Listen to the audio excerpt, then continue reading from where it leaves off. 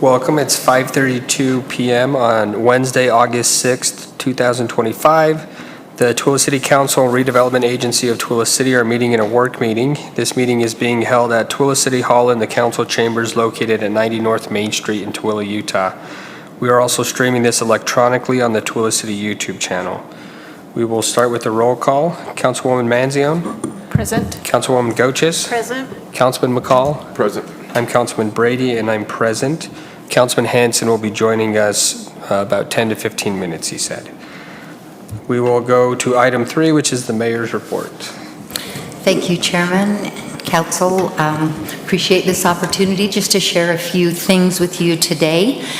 First, I want you to know that within the past week, we have started to drill our first test well. We have 2 planned, but the first one is in process. And so we hope within about 3-4 weeks, we'll have results back to you to let you know if it's a viable water source so that we can begin drilling the regular well. The next is, unfortunately, last Thursday evening, there was a fire at a local residence on the northwest side of town. And it was a very, very difficult fire when the neighbors saw the first flame and puff of smoke. Within 30 seconds, it was totally involved. So, of course, State Fire Marshal is doing investigations, trying to find out what happened in that situation. But we had two local residents lose their home and all their belongings. And I'm so very proud, first, of our community who stepped right up to help them. Our thoughts go out to that family until it's going to be a while before they can get back. When you lose everything, it is just devastating. I'm also very, very proud of our law enforcement who got there very quickly and were able to evacuate people in one of the homes. There was no one in the other, at least to my knowledge. Our volunteer fire department responded immediately, but ran into some great difficulty getting to the fire because there were too many residents who hopped in their cars and went to see what was burning. It was huge. There was a lot of black smoke. You could see flames from a long ways away, but our firefighters could not get there. We got some first ones in there eventually, but to bring what we needed to, it was very difficult. I could hear the frustration in voices that even the officers couldn't get to block streets because there was so much traffic. This was almost 9 o'clock at night. This is not rush hour traffic. This is traffic from individuals who just want to see what's going on. It is very, very frustrating. I've talked with my staff, and we're trying to come up with ways to solve the issue, but I have got to just please ask the residents to please stay out of the way of safety equipment. I want to remind residents that we still have a 55-member volunteer fire department, which means those men and women who are volunteers carry their equipment in their vehicles, their personal vehicles. They don't have lights and siren. They were trying to also get to the fire. Some go to get a truck and get down there, but others just go right to the fire. And there were several of them that had to park a great distance away from the fire and grab all of that heavy gear and run and get to the fire as quickly as they could. Our department put the fire out as quickly as possible. There was a lot of fuel there and a lot of things going on.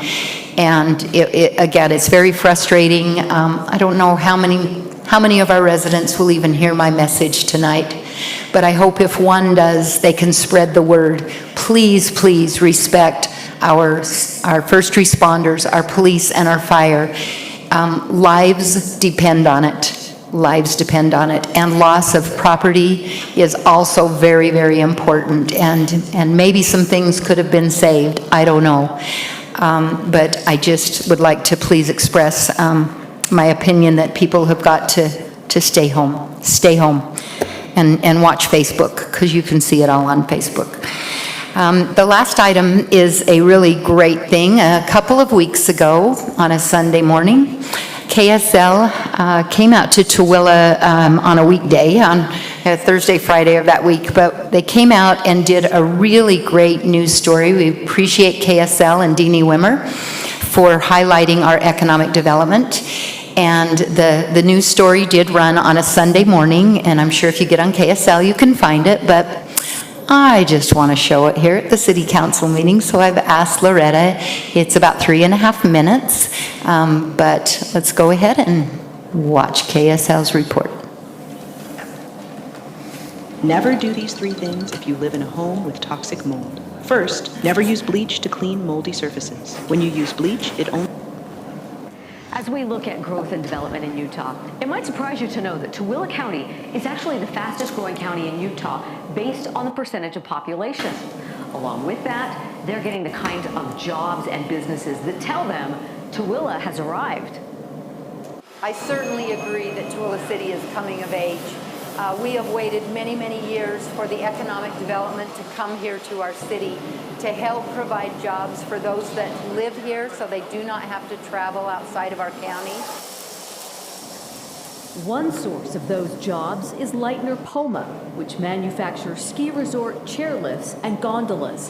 I think if you look at Utah from our manufacturing perspective, it's really become a hotbed of skiing and the economy itself. When we were looking at expanding, we looked all over the country, and between Governor Cox and Mayor Wynn, they really helped us select Utah first and foremost, and then Tooele as the place for our manufacturing expansion. The state decided this company was so suited for Utah, and Tooele in particular, leaders offered tax incentives and helps with permits. We were looking all over the country. We were looking at expanding in Colorado. We had just bought another company in Minnesota, and then Utah because we had SkyTrack, which was already founded here. So the governor's office really went out of their way to make us welcome and to really determine that Utah was the best place for us. And on the back end, it's the words really came to be that it has been really easy to do business here in Utah. They've hired 80 people with plans to reach 130 employees and more in the future. This is really going to be a cornerstone of our growth in North America. We are a Made in America company with all of our facilities here. So this gives us that baseline to build from right here in Utah. Tooele has really seen a large interest from international businesses, from high-paying manufacturing jobs, and really quality jobs, not just warehouses that are large footprints with a small number of people working. We're really looking at what that square foot can be used for and really using quality jobs, lots of people working in a facility. The impact of this growth goes far beyond jobs. It's beneficial in so many ways. You look at it and you say the Peterson Industrial Depot, their assessed value has increased by over $300 million over the past 4 years. That's money that goes to the school district. It's ways that we don't have to raise taxes on residents. And it's also a way too, everybody wants to complain about traffic, but we can only solve that in so many ways. By bringing economic development to the city, we're taking our residents off of those roads, we're taking them off of commuting, and now that extra time they have, they can really recreate and spend their tax dollars here and shop here. So it's beneficial in so many ways. Tooele residents knew they'd hit the big time when Chipotle and Chili's came to town. We also have a recently completed retail center that brings the first Chipotle to the city, Bath & Body Works, Five Below, Hobby Lobby, TJ Maxx, Sierra, the list goes on. People are happy, and not only that, we receive sales tax reports. You can see the dramatic increase in sales tax that the city is now receiving based on these new retail centers. All those things can be used to help maintain our roads. And if you look at our parks in the city, they're rapidly being upgraded. We're seeing, Ninja Warrior courses in our parks. Our parks are rivaling in some ways even better than many parks in different municipalities along the Wasatch Front. Ninja Warrior and economic muscle combined to fuel a quality of life in Tooele. And so if they were able to work here, shop here, live here, recreate in these beautiful mountains and out on the desert, we pretty much have a piece of heaven here right on earth. Yep. Yeah, slice of heaven. Well, one renovation project in our mountain. Pretty awesome. Thank you, John.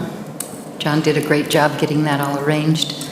We were really thrilled. Again, I don't know how close residents pay attention to what was just said, but Lightner Poma did receive tax incentives from the state of Utah. Not one penny of our local property tax was given to them. We didn't need to do that. The state gave them some incentives. They have to meet the requirements. But for the past 7 years, Tooele City has not offered any tax incentive to any business. We don't need to do that anymore. We have other ways to incentivize people to come here. And the biggest incentive is that we're the best city to do business. So thank you so much. Thanks, Mayor Nguyen. We'll move on to item 4, which is the council members' report. We'll start with Councilwoman Manzione. It throws me when you start with me. Curveballs, yeah. Okay, I have a couple of things to report. I was able to go help at the Ritz Theater during the Wizard Fest, and they showed the Harry Potter, second Harry Potter movie. It was very well attended, and the events that are happening at the Ritz are very well attended, so I'd encourage people to go out and check those out. And on that same vein, our very last Fridays on Vine is this Friday, and it's a Celtic rock band, I think, so it should be good. We've had a lot of meetings with, as far as the RDA goes, with Peterson Industrial Park and some interest from some projects through EDC Utah. We've met on the Broadway area, and we're trying to formulate a plan to get some sort of design for that area for some revitalization. And then we've had quite a bit of interest in our business park as well. So we're working with some companies there to try and get them to come to Tooele next to Lake Napoma. And then we've had a couple of pre-developments. Same thing, you know, we have these pre-development meetings. It's great to see the economic development coming to Tooele and the interest they have in Tooele. And then I was able to also attend this KSL interview. It was great because the cameraman is from Tooele, so it's always nice to have local cameraman come to do the filming. And then some ribbon cuttings at Ophir Learning Lodge and Natsu Clinic, and a meeting with Representative Malloy when she came out to meet with elected officials. I was a little bit late, but it was very informative. She was very real and honest, and it was great to have that chat with her.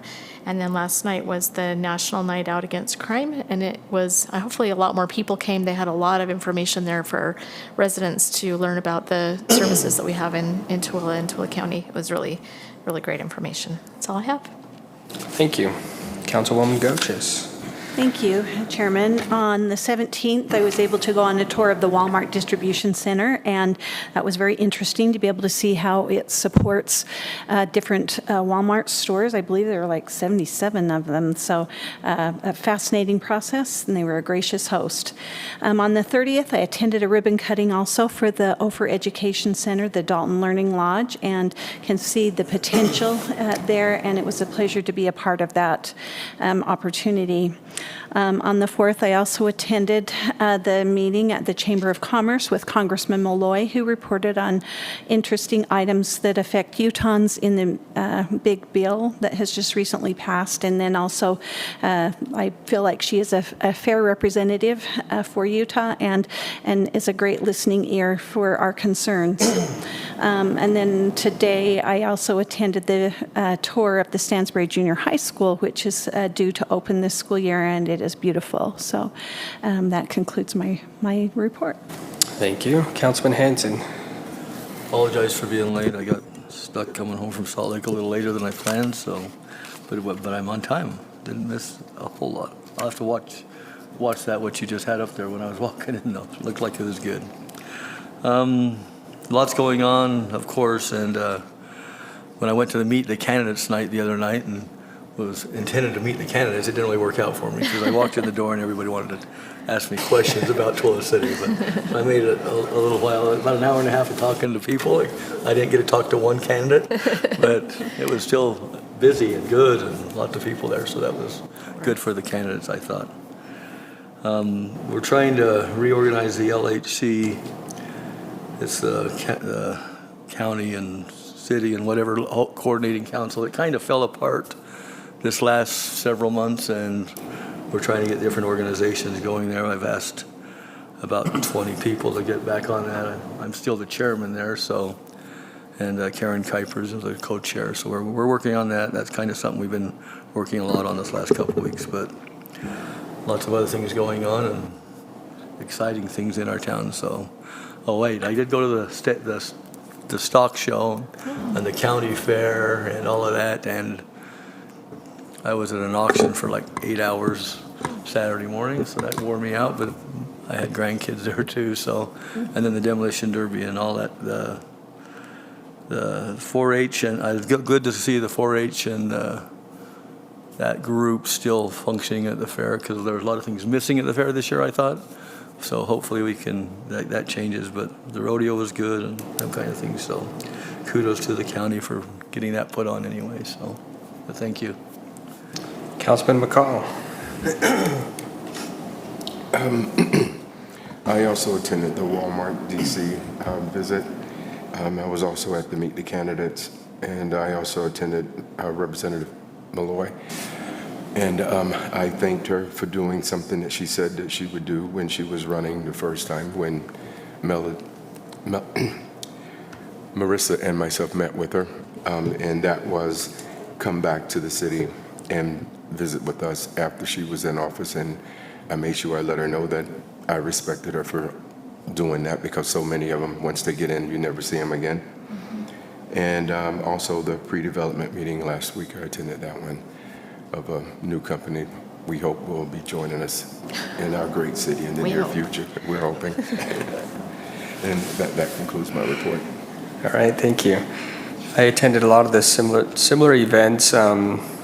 Also attended our weekly meeting with Mayor and her department heads, and as always, I appreciate the staff and all that they do. There's a lot of behind-the-scene things that happen more than I ever realized, so I've really appreciated getting to see all the staff does and the hard work and dedication they have to the city. That concludes my report. We'll move to our discussion items. Our first discussion item is a discussion on a land use map amendment for the Desert Rose Business Lofts proposed by Amy Johnson of Y Street Capital to reassign the land use designation for approximately 4.9 acres located at 105 East, 1000 North from mixed use to light industrial, presented by Andrew Agard, the Community Development Director. Thank you, Chairman Brady, members of the council. You're very familiar with this property. It has come before you for numerous discussion items. But just for the public's information, this property is about 5 acres and it's located north of 1000 North and east of Main Street. The new Tooele City Fire Station is located to the east. The property is currently zoned RR1 residential. And just for your refresher on the history of this property, they originally wanted to construct a mixed-use townhome development where they had residential uses on the upper floors and commercial on the ground floor. They were not able to find the water necessary to satisfy the needs of the development. And so they have decided to change directions in regards to what they're proposing for the site. And staff does give them some credit for their creativity and what they're trying to propose here. Their proposal is for small lot contractor staging yards. And in order to accomplish small lot contractor staging yards, they have to rezone the property, because contractor staging yards are only permissible in light industrial, industrial service, and industrial zoning districts. So currently the property is zoned MU, which is mixed use, and it permits mixed-use general, mixed-use Broadway type zoning districts. They changed that while they were considering their proposal for the townhomes. In order to accomplish a development of contractor staging yards, they would have to have a light industrial or industrial service zoning district. And to do that, you have to have the light industrial land use designation. So that's the purpose behind their proposal, is to facilitate an opportunity to rezone the property to light industrial. Now, if we go back to the zoning map, you'll note that light industrial zoning is not, it is prevalent in the area. We have light industrial to the north, there's light industrial to the east, and we also recently rezoned some property a little further east to light industrial as well. The light industrial zone, as we've discussed before, is a zone that permits quite a bit of retail commercial, quite a bit of office. It also permits quite a bit of industrial uses. It does not permit heavy industrial uses. But in order to qualify for that zoning, we have to first look at the land use map of the Tooele City General Plan and get that changed. They did provide a concept plan that shows a layout. This is very conceptual, but those lots are small, and they are intended for small-scale businesses. Some of them may have a small office constructed therein, but most of them may not. That really would be something more the applicant could address for you. And I thought they were going to be here. I don't see them here. They did have a presentation for the council, but that's the proposal. I wanted to bring it to you for your attention, just to make you aware that it's going through the process, and it'll be going to Planning Commission next week for a public hearing and comment, and then coming back to the City Council in their business meeting. If you have any questions or thoughts, I'd be happy to try and answer any questions you might have. Is the no-build zone because of the slope of the property, or is that just something they don't want to use at this time? I believe it is because of the slope. Okay. Mr. Chair. Yeah, go ahead. Andrew, I was wondering, when they proposed the first development, they did not have sufficient water. How much water is needed for this concept, and how do they plan to obtain it? Well, it would depend upon whether or not they have office uses in there, and the office uses would have restroom facilities and so forth. From what I understand from the applicant, most of these are not going to have office uses, so they'll just be dry yards and not require any water at all. So other than minimal office type of water uses, there's not going to be any other water requirements. And until we have a plan showing how many offices, I don't know exactly how much water that would be, but. Is that equivalent to some kind of like storage unit then? If there's no office space or anything, it really sounds like a storage unit, but. It is storage, except it's not indoors. It Okay. literally is a place where a contractor could store their construction materials or their construction vehicles. Yeah. So I know it's a concept plan, but how they have it divided, they would just have fencing or something separating the Yeah, the different applicant lots? and I discussed the aesthetic appearance of this, and they would take efforts to utilize fencing and other materials to make it look commercially, aesthetically pleasing. So they are aware of that, and they would make those efforts in the project. So. But it have privacy type fences to block off the view. Yep. Okay. Does the code require that though, or is this the developer saying they would do that? The code Yeah, does that's not what it is. require specific fencing unless between properties of conflicting zoning districts. So if this goes light industrial, there may be a requirement for some fencing next to that small residential piece on the east. The rest, probably not. However, the use does require a conditional use. And the Planning Commission could require fencing if it was determined that there was an impact that needed to be mitigated. So, Does the light industrial allow storage units at all? it does, Okay. it does. So I've actually had a couple calls about this, surprising, because it's on our work meeting, with people concerned that it's going to be storage units. And you know, we've talked about this before, but as soon as we change the zoning, even though this developer says this is what they're going to do, they can really do whatever they want that meets the Yeah, zoning. you're correct. And one of the things that we have to consider, you have to consider is that when you rezone a property to a specific zone, you're entitling every use in that zoning district. So when considering this property, you don't want to consider it just for this. You want to consider it for light industrial and everything that's going to go on there. So excellent point. That's the challenge That's though, the because if you look, challenge. there's a list of 16 things in our packet. But they're really more than that, if you look at Yeah, them. exactly. That's why I So, asked about yeah. storage units. But like a business and professional offices, I would be okay with that. But a storage unit, I don't think that fits right here. So that's why it's difficult to rezone something. And It is. even when we rezoned to the east recently, I think we had that same concern. And we like the concept that's the developer presents, but that's not always what we get at the end.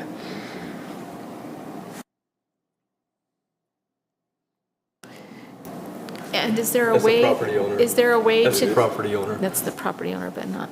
Is there a way to require fencing? I mean, because that's, I mean, to just say it will look nice that's not really a mitigating issue. I don't think. You can make a zoning approval conditional upon a specific use. Staff tends to frown upon that for widespread zoning changes because it's hard and difficult to keep track of all those. But for something like this or one particular property, you can make a zoning change conditional upon it being a specific use.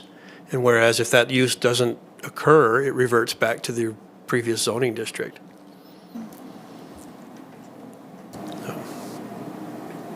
Does any use have to go through a conditional use permit process? No, there's a lot of uses in the light industrial that are permitted. Okay. What are a few that have to go through conditional use? Like the contractor storage yard has to. Storage yards do. Airports. Airports. Yeah, I'm looking at the list right here. Please no airport right there. Any use that is more of a commercial type use is permitted in the light industrial. If you get into industrial manufacturing type of situations, then you're going to have to do a conditional use permit. And keep in mind, however, that conditional use permits, they still have to be approved. So it just enables the planning commission to mitigate impacts if any impacts are identified. So. I'm just having a hard time picturing a storage yard here. I don't think that's the best use of the property. I like their mixed use ideas that they had. We all know we ran into the water issue, but to me, that's what would be better in this area, not a storage yard of really any sort, so. But I agree. I know this is just going through the process. I agree too, so yeah. It's a unique request. I give them credit for unique thinking and out of the box thinking. I don't know exactly what it would look like.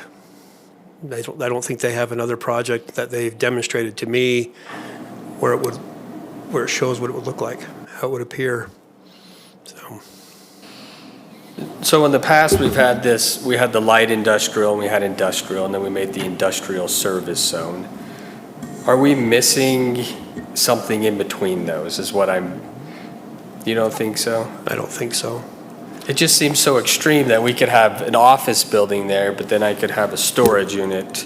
And the council, if we rezone that thinking it's an office building and we get a storage unit, that's a huge difference, especially for those who live in that neighborhood. And I agree- 1000 I agree North with has that, become like Yeah. the busiest road in the city, it The seems like. other one we did, they're talking, they're gonna put professional doctor's office and all that kind of stuff. They don't have to, though. They could put all kinds of things, wrecking yards, whatever they Yeah. wanted in there, because we did that. Yeah. Doesn't it seem like should be a split in there? Yeah. And I mean, I was hesitant for Doctor's that office and too. a wrecking yard or an auto shop or something, it seems like it's a big Jump. jump. I agree. But even on here, it says financial services, banks. Like a bank compared to like a storage yard is just so different to me. Yeah, there's a wide range of uses in the light industrial zone. The only differences between the light industrial and the industrial is you can't do heavy industrial type uses. And that's not a lot of them. When I last presented the zoning map amendment for the property to the east, there was only about 10 or 12 zone or uses that you can do in the industrial that you can't do in the light industrial. It may be a good opportunity for us to refine those zoning districts and look at the uses that we permit and do some reassignment. That is definitely something that we as staff would be more than willing to tackle and bring back to you at a future work session if that's something the council's interested in. I think that would be good because I feel like we're missing something. Like we go from here to here with nothing in the middle. So I think that would be really good, I agree. personal opinion. Agreed. I'd be happy to work on that for you. Thank you. And it might help the developer in the process. With the light or the industrial service, that came about because someone wanted to build something. I don't think it was building, right? They wanted to store. But yeah, it came from someone requesting something, and we're like, we don't really have a spot for that. So that was a good change, I think. So, any other questions, comments? I agree with you guys, what you said. I'm trying to envision a storage unit there, and And a bank next door. yeah, I mean, with It's a childcare a center. contractor's storage, because a lot of contractors have some pretty big equipment, and even if you put a fence up, a lot of that equipment is going to be above that fence, and with the cranes and the rest of that stuff, and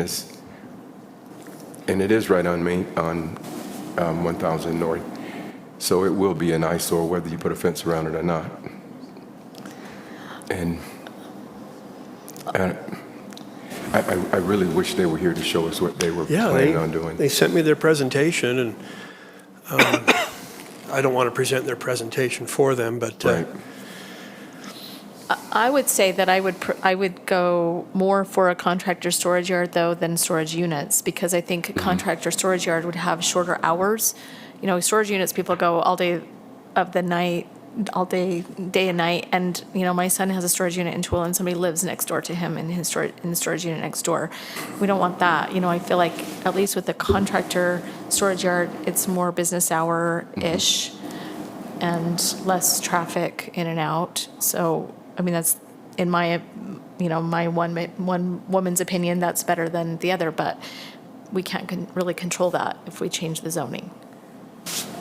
unless you want to try a conditional zoning, and, Yeah. I'd have to consult with the city attorney on the best way to do that, but that is a tool that's in your toolbox if that was something you wanted to try. That'd be better. That would be better to have some kind of condition on it, that it can only be certain things. Like you said, we all know the challenges of this property. I wish there was access to the north somewhere, and that would make a huge difference, I think. And yeah, it's a really difficult area. It is. And we want them to be able to sell their property. Yeah. I mean, yeah. Yeah. At one point, that was the end of town, right? That was End of town. I remember when it boonies was out there, yeah. Coving's greenhouse Yeah. used to be in this area. Yeah. So. Well, I have noticed it for public hearing with the Planning Commission, so we'll just go ahead and move it through the process and bring it back to you for official business meeting in the future. So That'd be great. Okay. Thank you, Council. Thanks, Andrew. Thanks, Andrew. Our next discussion item is a discussion on business park zoning. This is presented by John Perez, the Economic Development Director.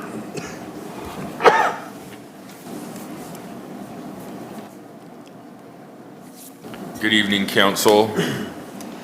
Can you go to the map, Loretta? So it's kind of hard to see up there, but hopefully you can see it better in your packet. So this is the most up-to-date concept that I received prior to today, which, was too late to put in, but it basically kind of takes into consideration the topography and some of the different engineering. But really the main key kind of things that we want to discuss before it goes to Planning Commission and then comes back to you is the kind of boundaries for the commercial or retail office, and then the light industrial, and then the heavy industrial. So you'll see in this, on the far eastern edge, right along, if you were along 700 South, near the residential, in this concept, there's a 66-foot right-of-way that would basically serve as a buffer in some ways to that residential that wasn't there before. And then the mayor has brought up that there's been quite a few residents in that area that, desired having that double frontage lots. So with that, that would kind of accommodate or appease them and be a benefit in that manner. And then you'll see 1100 West or Tooele Boulevard. This proposed alignment is what we think, if we were to follow this, that potentially as development comes in and the road is extended, it could kind of tweak or kind of maybe in some ways, encourage UDOT to make, when Mid-Valley Highway does ever come, to follow that, alignment that's already been existing. So you'll see that purple just kind of says commercial industrial, but what it's kind of been thought to be is that west of the 1200 west alignment, so that's that road right there in between, if you can see it, it's labeled 1200 west in between the yellow and the green. Make that area west of there be heavy industrial, but then make the area east of there be light industrial up to where the red is for the retail and office. And if you look at all these parcels, you might kind of say, oh, who came up with that? But this is actually based on, existing ownership, not just, a concept of, oh, this is a good, parcel shape or whatever the case may be. This is based on actual ownership of parcels currently. So if we want to start the discussion on that, what questions do you guys have? So heavy industrial on the west side of this 66-foot. West of the 1200 west alignment. 1200 west. Okay, I see. Yeah. And then that gives the heavy industrial area the opportunity for rail service. Like we just had a meeting today with a company that was looking at that parcel number 2 and parcel number 5 near the detention basin, and they're heavy industrial, and they would actually be taking advantage of being rail served and actually using a contractor to put in a rail spur. And you might say, oh, what happened to the previous concept that had rail throughout the park, and that was deemed unfeasible for the city to put in and do. So that's no longer in any concepts.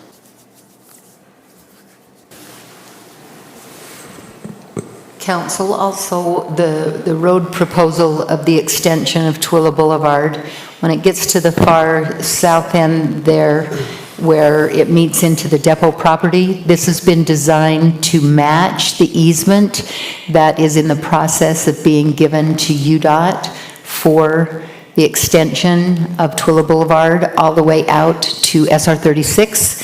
And just to catch you up a little bit of where that's at, the Army Corps of Engineers has issued a permit to at least allow UDOT to go out on that property and begin some construction or some design, but the final easement is not completed yet. As soon as the final easement is completed, which they hope will be before the end of the year, crossing our fingers, the city will then finish the contract with UDOT to allow us to use that easement to build a temporary road until UDOT decides they can fund that highway to go all the way out.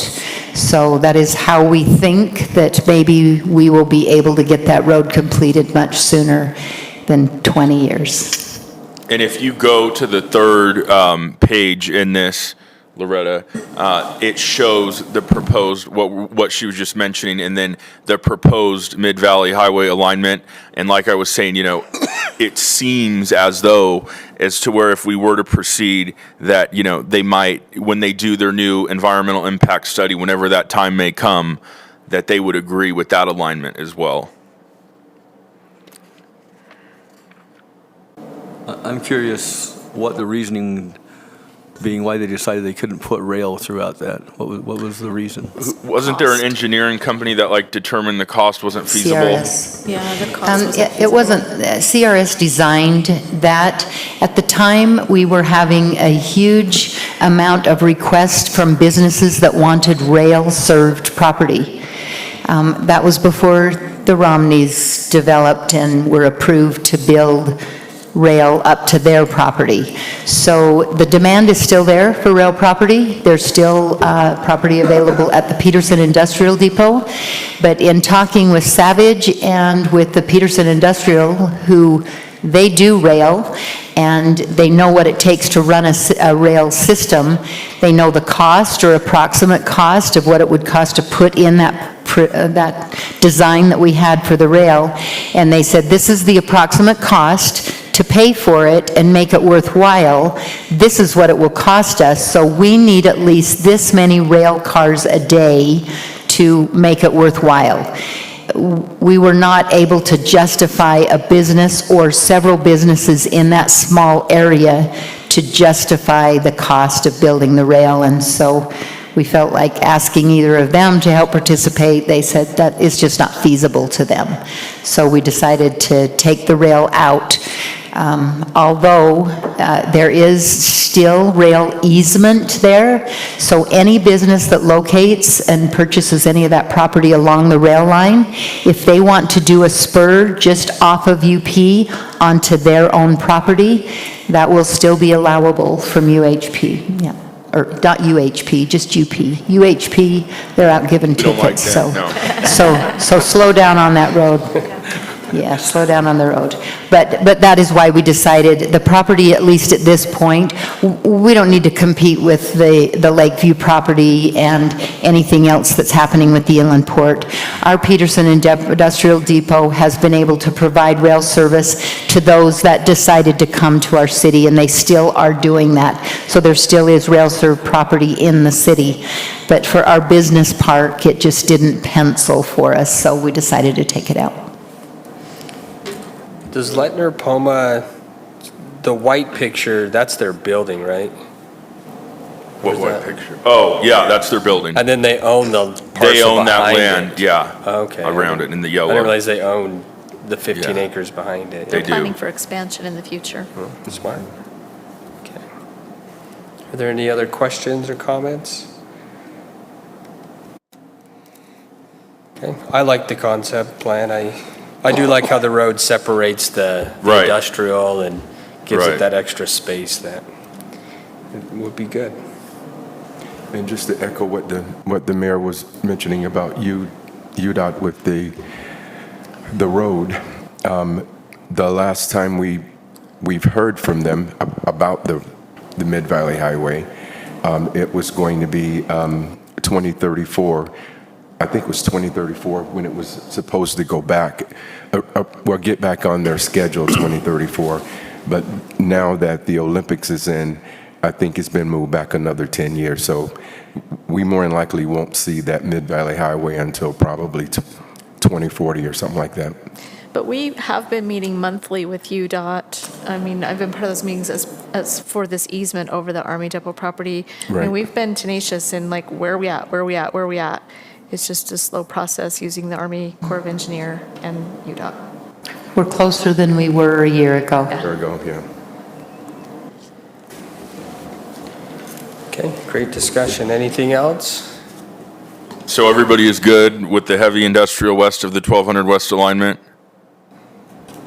Does it end, so the 1200 west ends at 1220 south, parcel 20? Yeah, so, What but is it's- parcel 20? Well, it's likely that with 21 and the way it is, 21 and 20, it could be subdivided, and you know that that could tie into parcel number 15. So, but that's just a concept. Yeah, okay. All right, yeah, I like it, looks great. I just wondered, what's at the south end of that industrial, are there homes there? I Where? can visualize parcel 21, 20, and 15. No, that's the Army land, right? Yeah. This is the That's Army Army Depot. Depot. It butts right up to the. Right, right.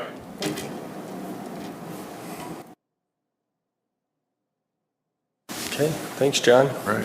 Thank you. We'll move on to item 6 is a closed meeting. We do have a closed meeting tonight to discuss litigation. I will entertain a motion to move to a closed meeting. Mr. Chair, I move that we move to a closed meeting to discuss litigation. I'll Second. second. Oh, sorry. We have a motion from Councilwoman Manzione and a second from Councilman McCall. We'll take it to a vote. Councilman McCall? Aye. Councilman Hanson? Aye. Councilwoman Goches? Aye. Councilwoman Manzione? Aye. I'm Councilman Brady, and I vote aye. It's 6:16 PM, and we'll reconvene upstairs in the large conference room.